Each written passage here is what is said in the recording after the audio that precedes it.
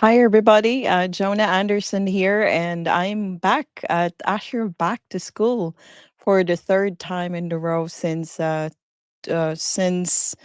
years ago, I believe. And September is a special month because that's like my birthday month. It's also the birthday of my late mother, also celebrating the same like in birthdays in the same month. But I usually contribute, or when Azure Back to School has their CFP, I usually give back to the community by creating content and sharing knowledge about what I know.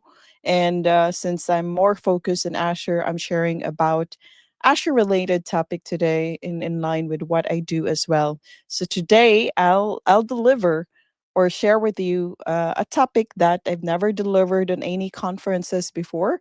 This is my first time I've created this presentation for you, as well as a mini demo. And I hope that you will enjoy it and learn something from it that will also motivate you to check it out and use it in your real project. So today I'm going to share about Managed DevOps Pools for cloud development and CI/CD on Azure DevOps. And of course, as I said, this is September 13th session for 2025. And in parallel of the other great sessions that are happening daily at Azure Back to School, I have my session scheduled today in parallel with the great speakers Dave Randon, Uros, and Opendra. So topics such as API management, ARM, and AI shell sounds interesting. And the previous session also before this and the rest of September are gonna be great. And I think I'm gonna save the entire page and playlist of sessions. So I learned a lot about Azure, like you're back in school. So if you are curious about Azure Back to School as a community initiative every year, every September by fellow community leaders such as Dwayne uh, and Derek and Ekan and everybody that are involved behind the scenes and organizing this, as well as the speakers as well, who are also like me, fellow MVPs, and anybody across the world that just want to devote and share their knowledge. But if you're curious about the upcoming sessions or the previous sessions before mine on September 13th, including this one's, feel free to scan the QR code and learn more about the upcoming ones. So I did a bit of a bit of marketing for Azure Back to School, but it's not really marketing because it's actually sharing knowledge about the free stuff that you get from the community, and not just from anybody, but the people that are working with these technologies that they're sharing about. But to those who wants to learn more about me, I'm Jonah Anderson. I think the QR code went outside the box, but it's okay. Search for my name and you will find me. If you couldn't scan the QR code, I think I moved it too much. But I'm Jonah Anderson. I'm a senior Azure consultant at Solidify. Uh, it's also probably coming up as Code now. I'm also a solopreneur, or delivering trainings and sideline things through my company, Jonah Anderson the Tech. And I'm also the author of Learning Microsoft Azure, which has been published over a year ago. And currently, I'm in the process of updating the book to its second edition before it turns 2 years. And I'm someone that inspires a lot of a lot. I don't. I combine inspiration along with tech, and you can ask me about anything almost related to cloud. You can ask me about gardening, but you can also ask me related to .NET, cloud development, cloud infrastructure, platform engineering, even migration that led me to write the book. And of course, my focus cloud platform is Microsoft Azure. And also, I have a big love for tech communities and mentoring. others. I'm also an MCT or Microsoft certified trainer, so I teach certifications and also one of the community leads based in Sweden. I'm an MVP for Azure Technologies and also the founder of Azure User Group Sweden. So that's a lot about me. But today I'm going to share about Managed DevOps Pools, which is one of the services that you can create on Azure DevOps, I mean, on Microsoft Azure, and integrate it with your or on your organization's Azure DevOps projects. So today, as I'm also like sharing this with you for the first time, when I learned it myself, I want to share with you the basics because if you're someone that are watching this video and never heard of managed DevOps pools, you might be wondering, what is it? What is it different? What is it? What it is for? You're going to learn why you should consider it and also how you can configure it up. How can you look it up? How can you set it up on your Microsoft Azure services and even your Azure DevOps instances at work or your personal projects, and who are going to use it. And before I kind of like go through the basics and fundamentals of this topic today, I want to share with you about what I do. So, in the introduction that I have this like different titles: senior Azure consultant, but I am also a developer myself, a .NET developer for a while, and then I switch into working as a lead in a cloud DevOps infrastructure team in my project as a consultant. So I do have the skills that's kind of like T shape wherever you put me. My expertise is on Azure, but you can also like I can adapt also in terms of programming and coding with .NET, along as building things with Azure DevOps with security in it, and also infrastructure side management with focus um, on Microsoft Azure services. Of course, that's the reason why I also wrote my book, because of my cloud migration experience that gave me a lot of lessons learned and even knowledge through the years working as one. But I want to share with you that for the past years working with both coding, cloud, and DevOps, I've learned a lot, and that's what I think. I'm also one of the right person to share these things with you, because I work with these things, with agent pools and agent pipelines every day as we deploy code from the development side through the CI/CD pipelines, through Azure DevOps to the cloud infrastructure Azure, and building the infrastructure itself as well, using the infrastructure as code. Let me just put switch back. I'm actually managing my own backstage here. So let me just switch back to a bigger screen, and I'm going to make myself smaller so that you can see the upcoming like and presentation that I'm going to be sharing with you. So I will be the live version with me will be smaller instead. So let's learn first. First things first. We need to know the basics. So I always like share my knowledge with a perspective and expectation that one of the audience that finds this video online in YouTube channel of Azure Back to School, they have no idea about what is CI/CD, what is Azure DevOps. So just to go first back to school, like we're really in school, we're going back to the basics. And before go through and do a demo of Managed DevOps Pools, I'm going to share about the basics of like CI/CD deployment from code to cloud, and Azure DevOps, which is one of the repositories or services or source control that Microsoft has for mostly for enterprises, aside from the open source or GitHub. it version as well, which is broadly popular today, along with AI tools and even Copilots, GitHub Copilot. But Azure DevOps Tools is what I use in my project, and it's still widely used by many enterprise today. So I toggle between like GitHub and Azure DevOps, GitHub a lot for my personal projects, and Azure DevOps for enterprise related kind of projects.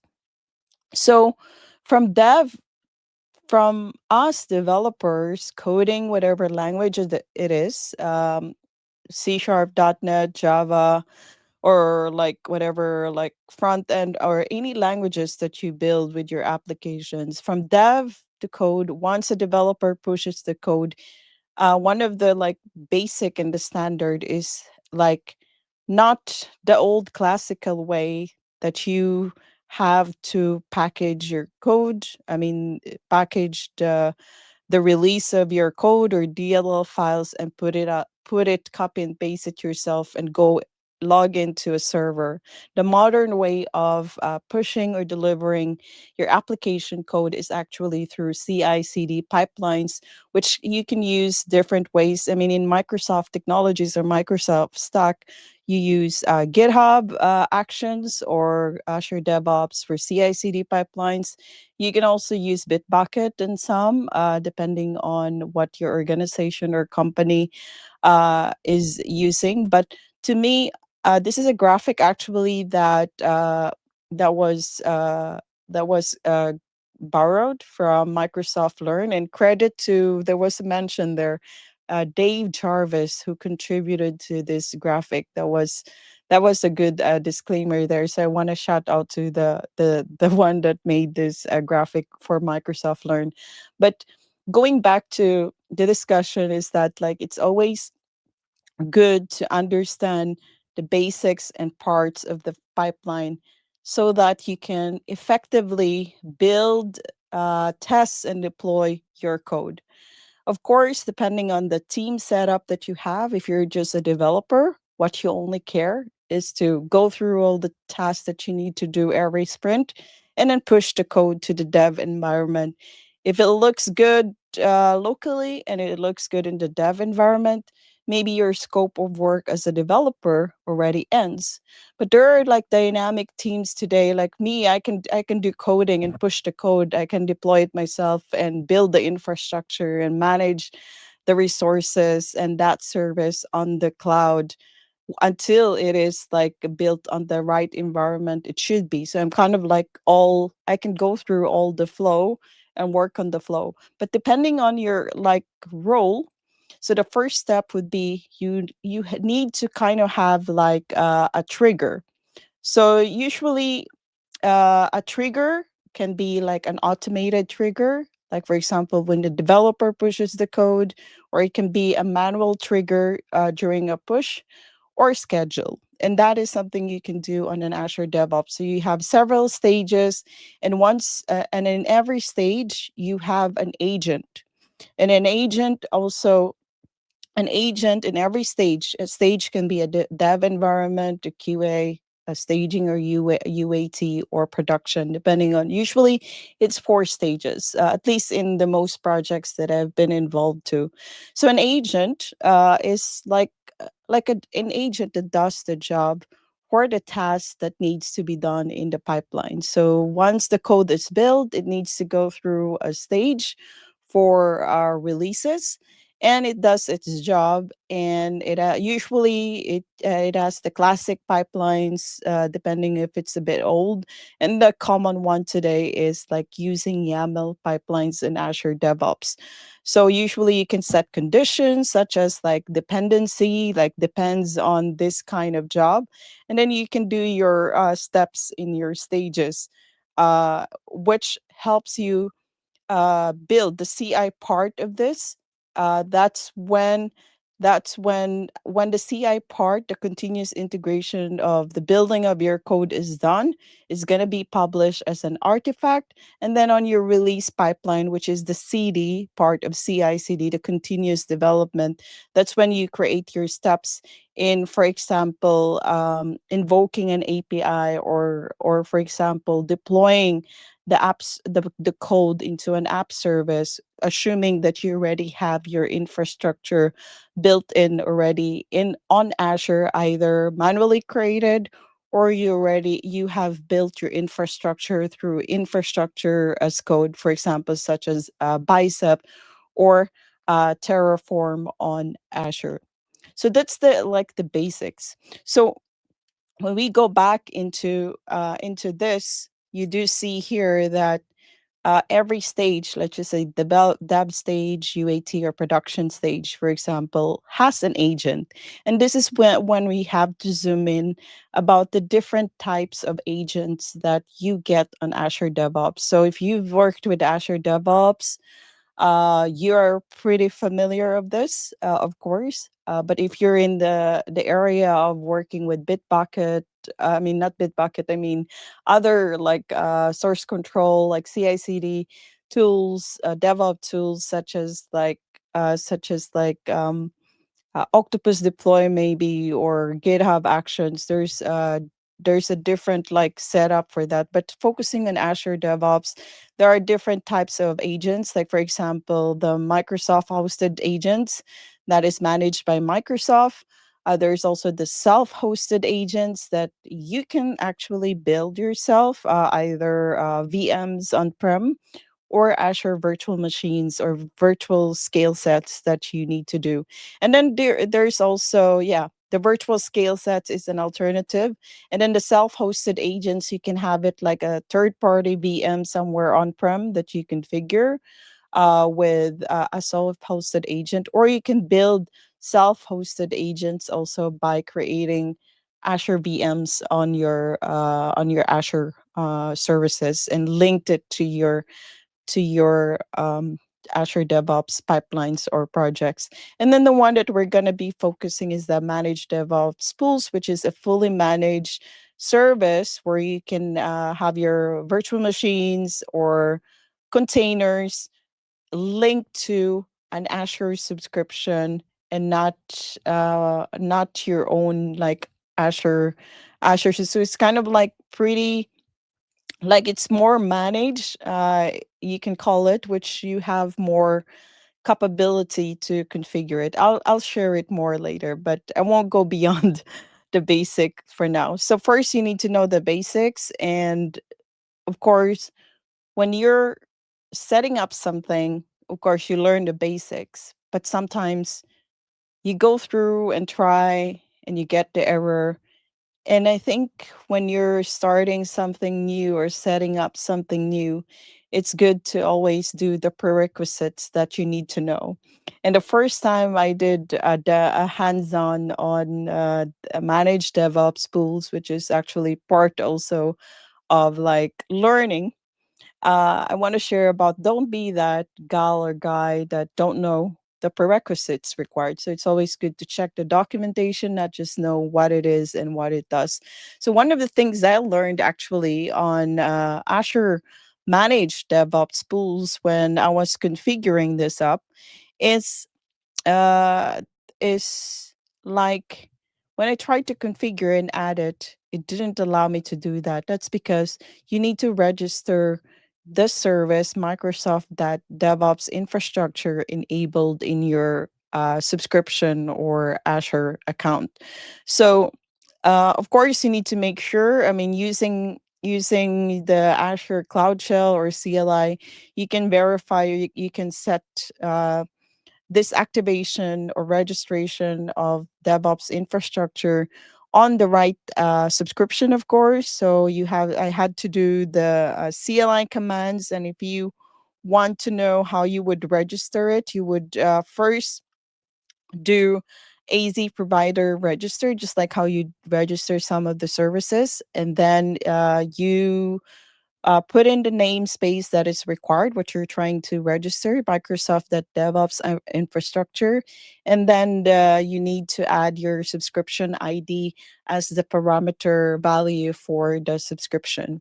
And then if you want to verify if it did successfully register on your Azure subscription or Azure account, you also need to Like you can verify by doing the AZ Azure Cloud Shell command, AZ provider list, and then you can do a query of the namespace Microsoft DevOps infrastructure, and you can configure to output it as a table if you want. So another thing that is also very good to know, I mean, before you just like configure it, you need to prepare all the prerequisites. And the second thing that I've also learned, as I learned in setting up managed DevOps pools, is that you need to check first if you have the quota that you required in creating the managed DevOps pool. So, if you don't have enough quotas on your Azure subscription, you would have to request it.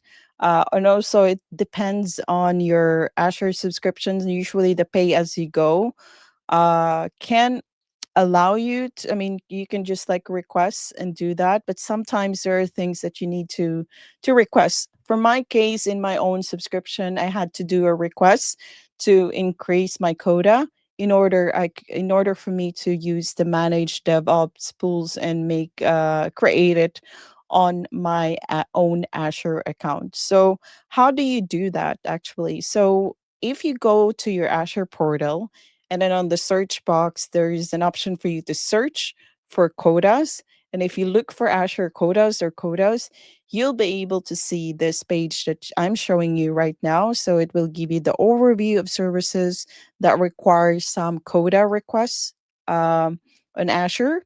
Usually, these are the services that require some kind of like big compute services such as managed DevOps pools, which is one of them. So you have this overview. So, if, for example, we're requesting a quota increase for managed DevOps pools, you do that and create your request. So I had to do it myself, and I'm very glad that when I did the request, they were actually very quick in responding and granting my request in less than 24 hours, which made me pretty satisfied when I was like configuring it for the first time.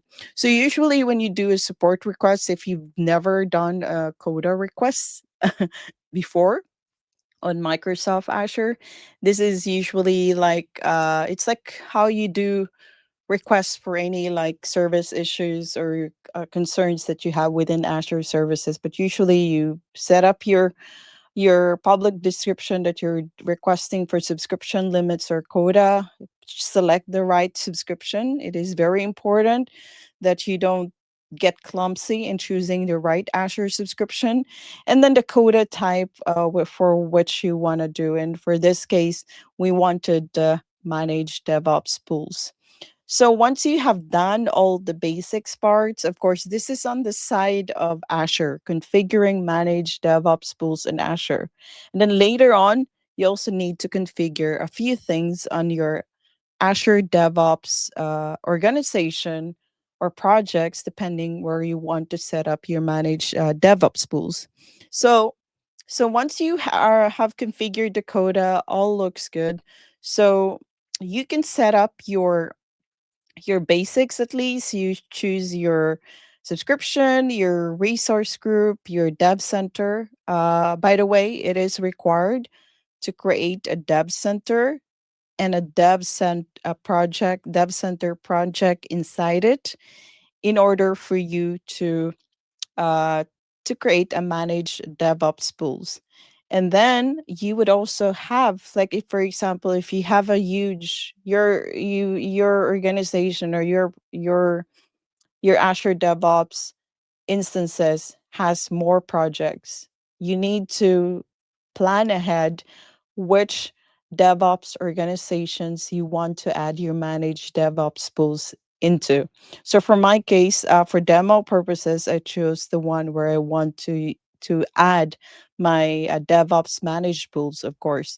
And then I have to choose my pool name, of course. I chose Ash Agent Pool AZ Back to School, and then that's how I named it. And then I can choose which region I want to deploy this managed DevOps pools. When it comes to choosing the regions, it's always good to think about compliance, GDPR, wherever wherever restrictions you have in the locations of this. But if you don't have any sensitive data that you're gonna process, I think it doesn't really matter. But in my perspective, if you want if you should be like provisioning it in the region that is closest to you or closest to your users or applications, that and I mean the support for your application. And then you can choose the maximum agent. So I chose 4 because typically in a real environment or real use case scenario, you have like dev, QA, staging or UAT, and then production is like those 4 steps of stages as well. But that's enough. But sometimes one stage or one environment would require many agents. So this is just very basic for me. I put in 4, but this could be like maximum agents of 20, 50, hundreds, depending on how big your workflows or runners or tasks are your pipelines are working on in each of the stage or environment, and you wanted to have the power of concurrency.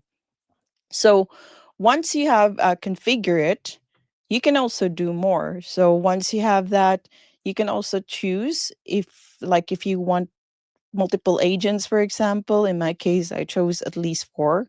But if you want and you have that capability in your subscription, you can also choose, like, I think the default I got was Ubuntu. But if I want to have another kind of Azure pipeline images that is on Windows Server 2025, as you can see here, 2022, I would preferably choose the 2025, not the older version, but maybe some instances or workloads may require you to run in a lower versions of images for VMs. So feel free to choose whatever that is actually suitable for you and your use case. So once you have done that, you would also have the option to kind of like choose your agent state. So that's one of the features that I actually like with Managed DevOps Build, because I have built in my project, at least, I have built a lot of self-hosted agents using like managed Azure or infrastructure as a service Azure virtual machines. You have to maintain the machines, you have to set up the agent, and there are challenges actually to be able to run multiple virtual machines as your agents, doing things in concurrent, like things in parallel. And also, that option for managed DevOps pools and seeing this in Azure portal, being able to toggle it on and off, and that is something that I really like in terms of capability scaling. So the capability of scaling and taking control of the multiple builds or agents that are running on your pool. So for this case, you can choose to have a fresh agent all the time, like for example, like it can be cleaned up, like I mean every time you, it's kind of like working as a scale set, VM scale sets, that you have this like disposable agent, you can call it.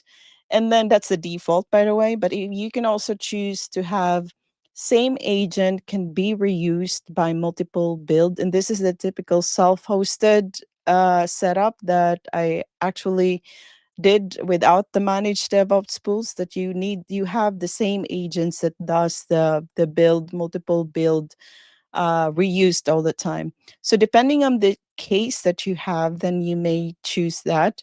And then the standby mode is also very good, especially if you have scheduled tasks for your agents. You can also set up the automatic, the manual if you want.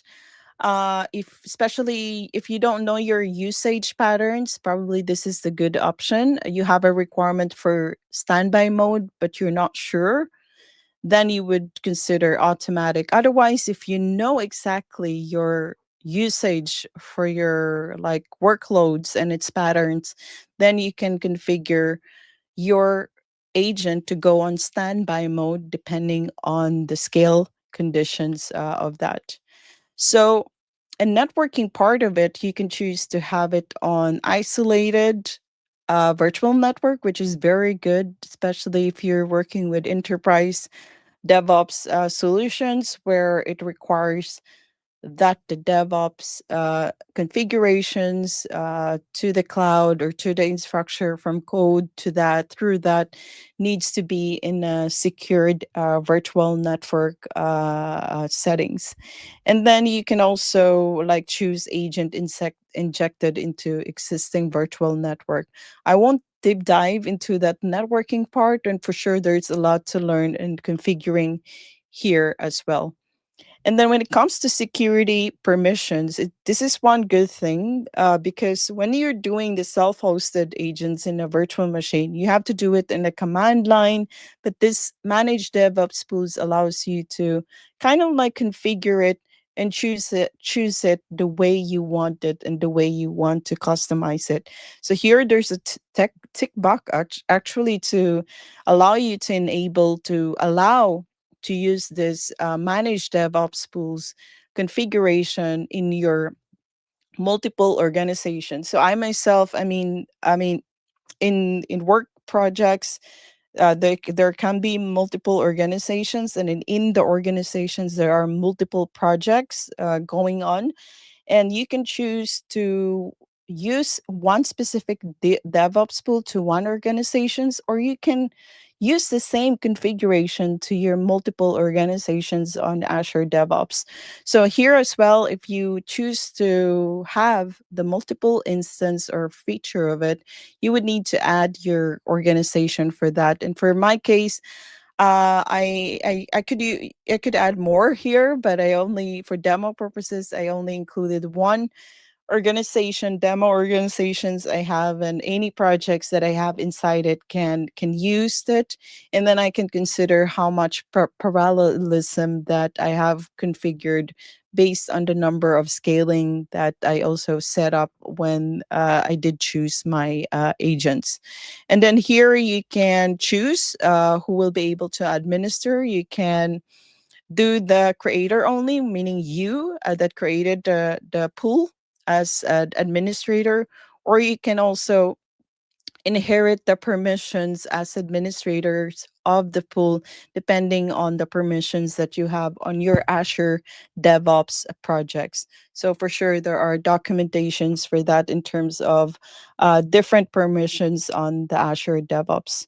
And then going to the Azure DevOps part. So, you have, let's just say, you have built the Azure managed DevOps pools already in Azure that is set up. You also need to prepare your Azure DevOps organization, the one that we selected here and chose on the setup. In my case, the organization Jonah, Andersson, Azure Demos.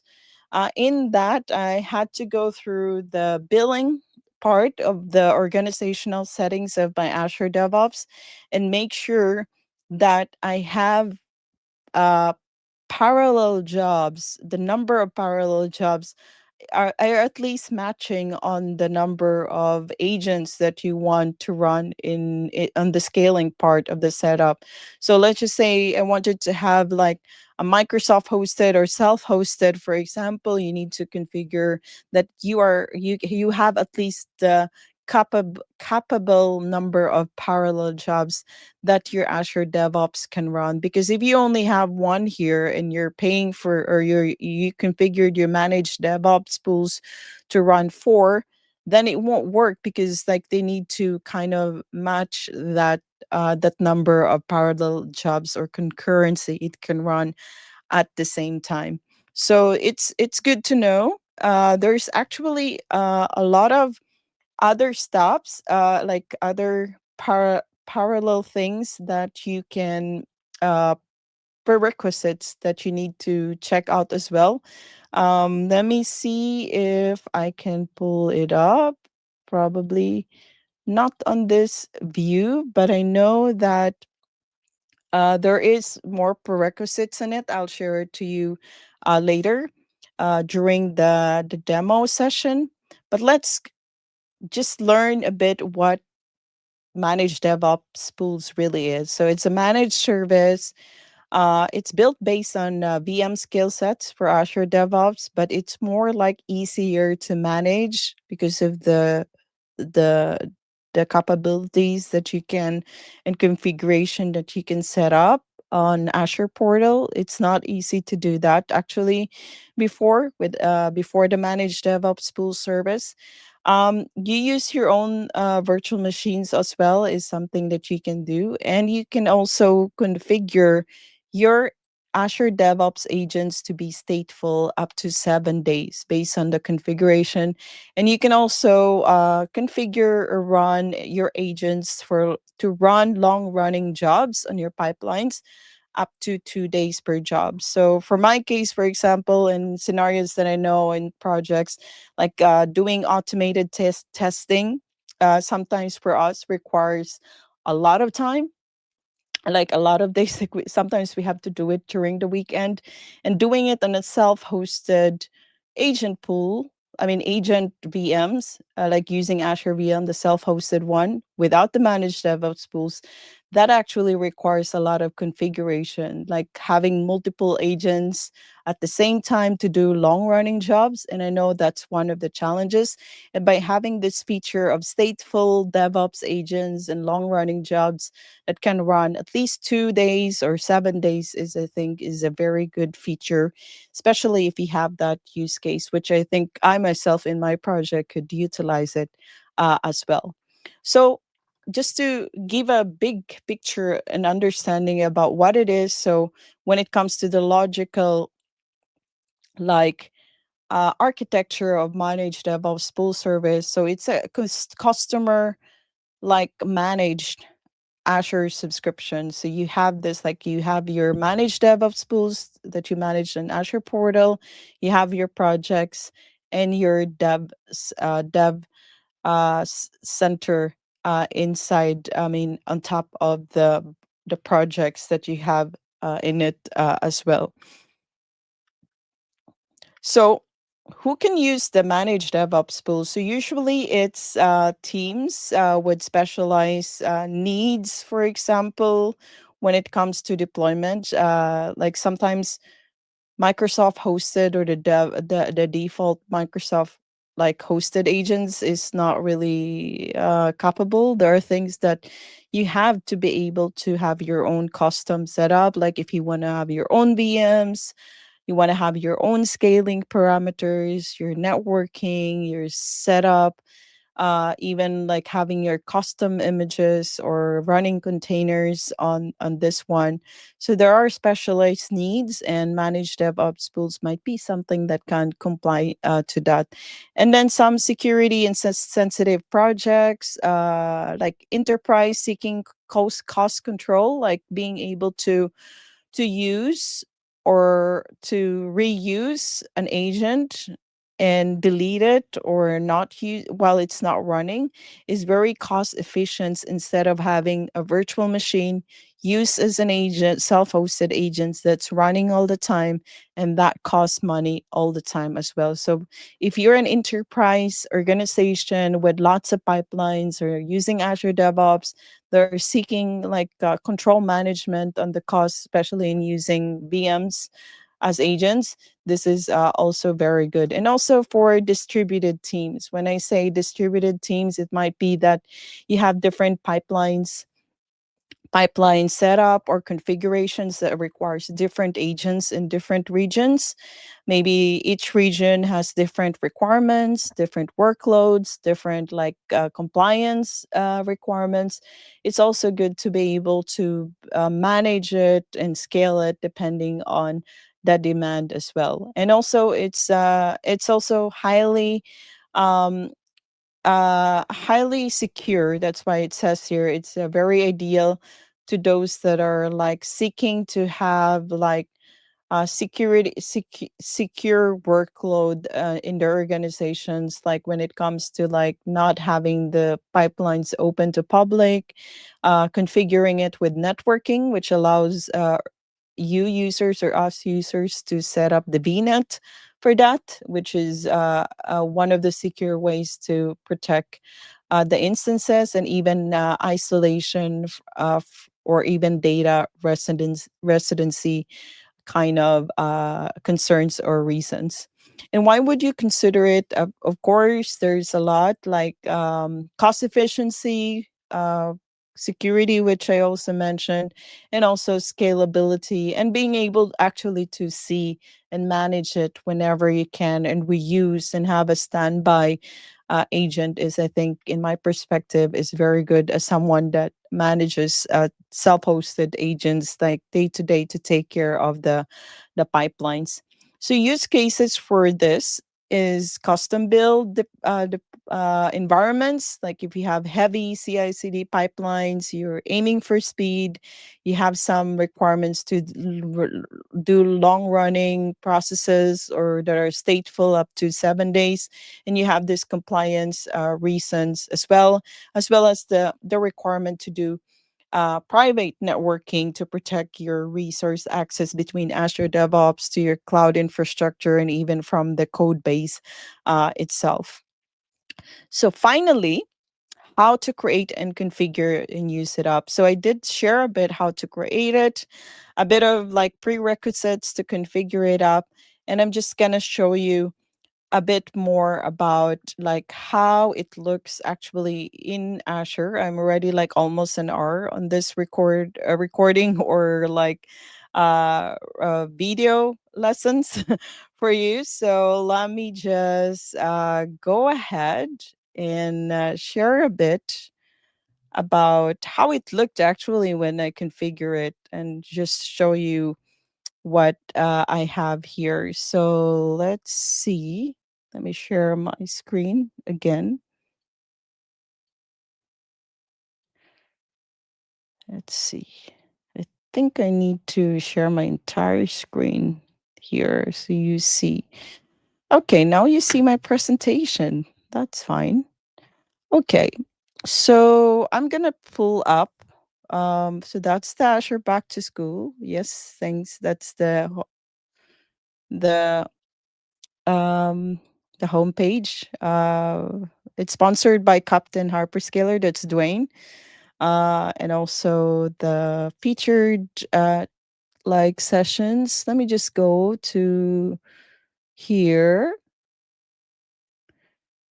Let's see. So here's what I did. So we're out of time. So I know that I'm gonna be I'm gonna be like taking time on this. So I am gonna save the spot to show a bit about the demo for Azure DevOps Pool. So what I did and the first setup was the one that I created. So here, so I did set up a resource group inside it.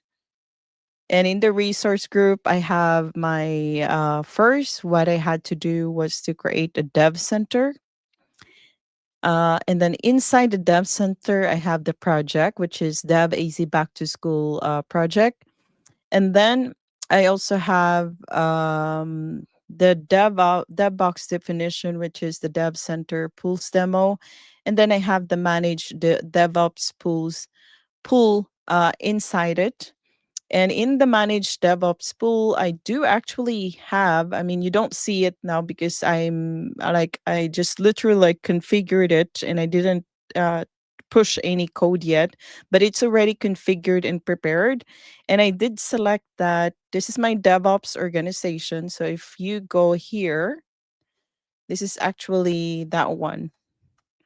The or DevOps organization that I have configured my Azure managed pool to be. So I have this one, manage DevOps pools demo, and it is stateful, and I have configured it to have a maximum of 4 agents.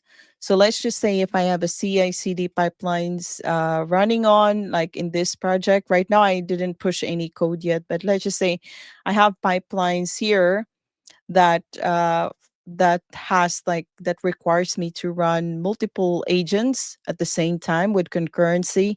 It will actually run that that pipeline. But let's focus first on the Azure DevOps pool on Azure first. So the good thing about managed DevOps pools is that that doesn't exist actually on self-hosted agents. Like if you are just using virtual machines for it, is you only see the statistics or metrics maybe for virtual machines. But this, with managed DevOps pools, you have a better visibility of the metrics of your pools or agent pools, which I think, in my perspective, is very good when it comes to like performance and detecting. So here you do see some kind of like provisioning, like statuses, which is very good. Right now, you don't see any colorful charts right now because I didn't really push code in action and deployed a lot of things. The demo is just like how to configure it up on Azure. But I want to show you that on the settings, this is where I could set up my dev center, my project, which I can actually. I don't think it is editable, but once it is configured, it's done.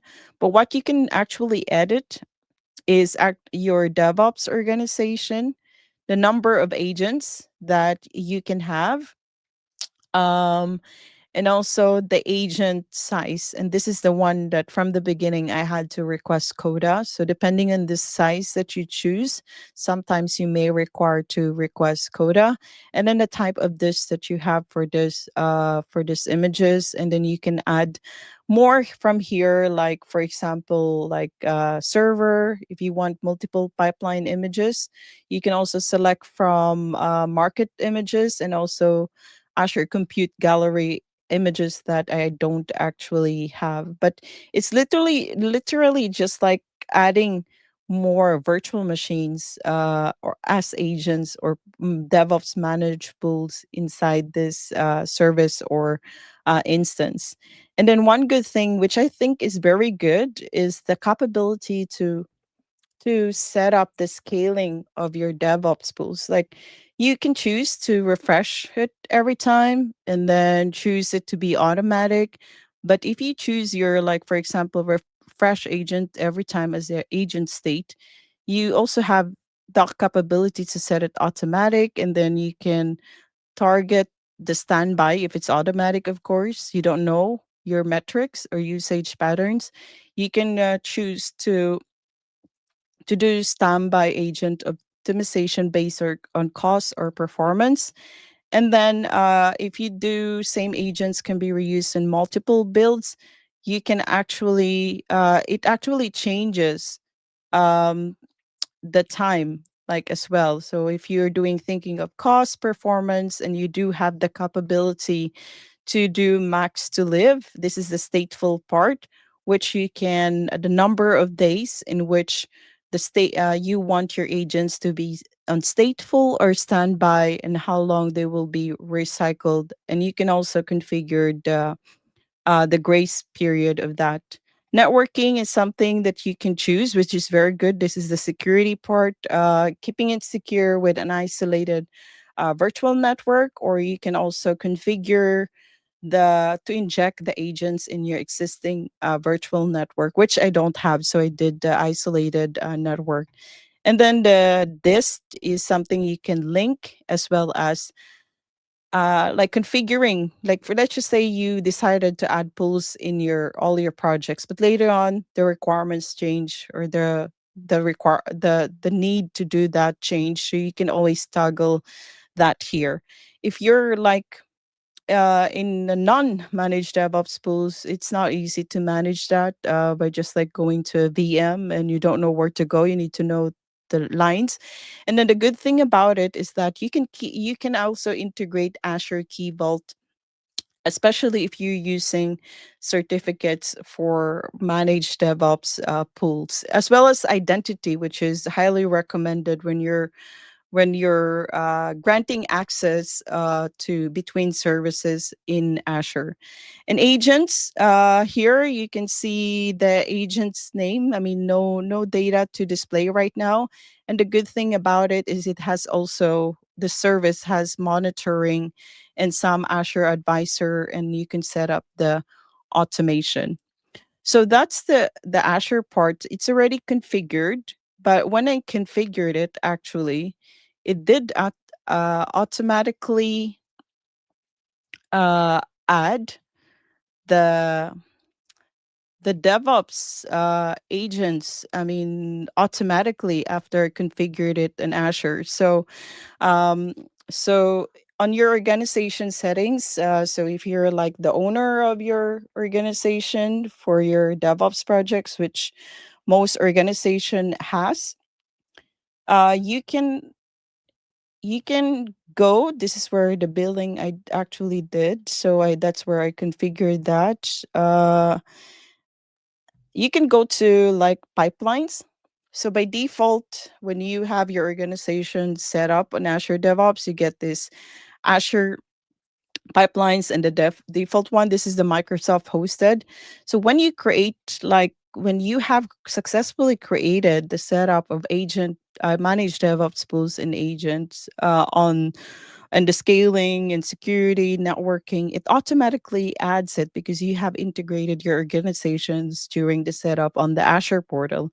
So you don't need to do the manual way of setting up the self-hosted agents, that you go here and then add pool, and then on the add pool, I mean, you can do this way as well, and then you follow the steps. It will actually create the same way in Azure.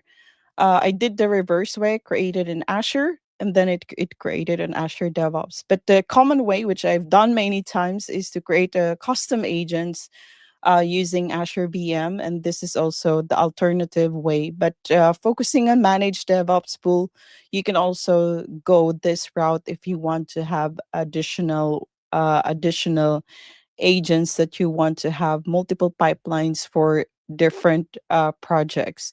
So once you have this, I have not pushed the code, any code yet, but here, just like any other agent pools, you can configure the user permissions, the analytics of that. The purchase concurrency is also here, that you can watch on on Azure DevOps pool management, but it's more information on the Azure portal, which is pretty good. Sometimes you don't have you don't actually see that visibility on just like virtual machines used as agents. So that's a bit of my demo. Let me just, like, since I'm almost running out of time, I want to do it a bit quick. Let me just move things here. Let's see here. I have like 5 screens or 4 screens in front of me.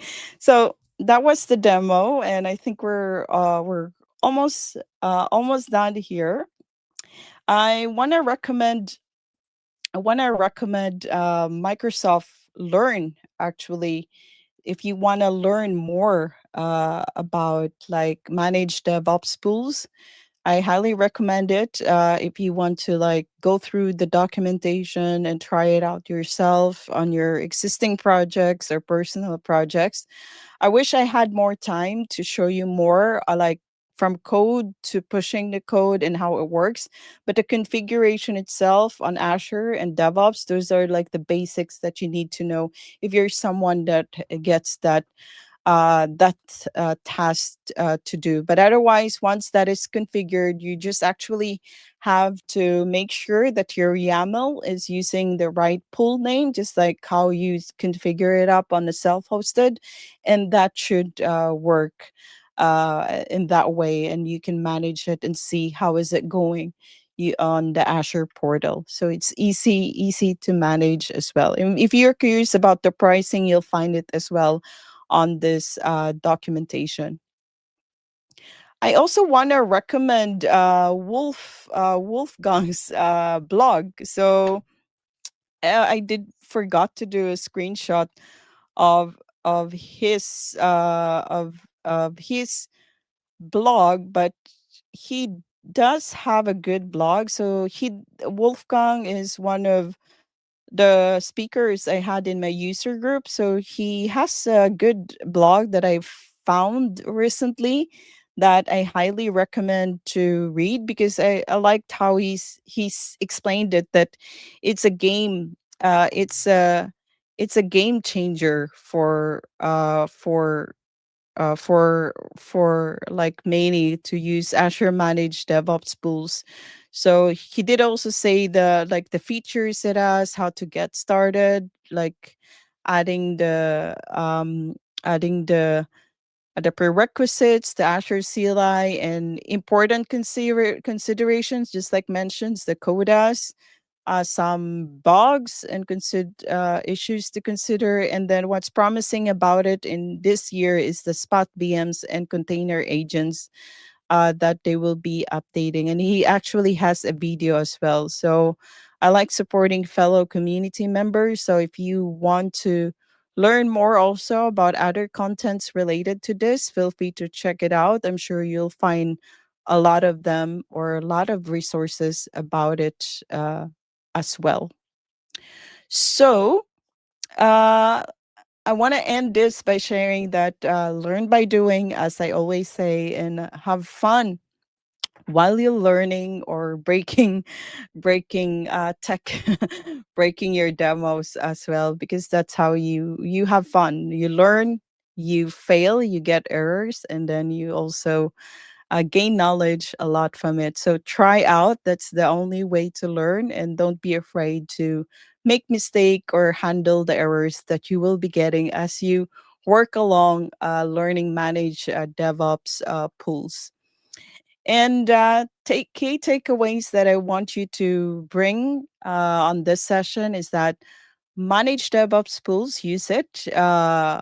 If you have those use cases that I mentioned earlier, and I believe it is a sweet spot between Microsoft hosted agents and self hosted pools that allows you to manage it on Azure portal where you see options and capabilities that you can customize, and you can even take control of that without like doing the hassles of learning all the commands for all the virtual machine images. So it's very easy for you to manage for your DevOps teams or platform engineer, whoever that has to do that. And even for the cost management as well is it's pretty good.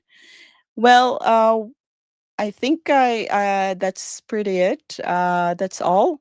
And I hope that you learned something from this session. And I would like to thank Dwayne and the rest of the Asher Back to School team for having me today, especially for choosing it on a special day. Thank you so much. And I appreciate your time learning with me. And if you have questions or feedback about this session, you want to discuss more about what you think about managed DevOps pools, or if you're someone that you've used it many times and you got like just want to share knowledge with me, feel free to connect with me. And that's all for me. And enjoy learning more about Azure or cloud or AI use on the rest of the sessions at Azure Back to School. Have a great day, everyone. Bye bye.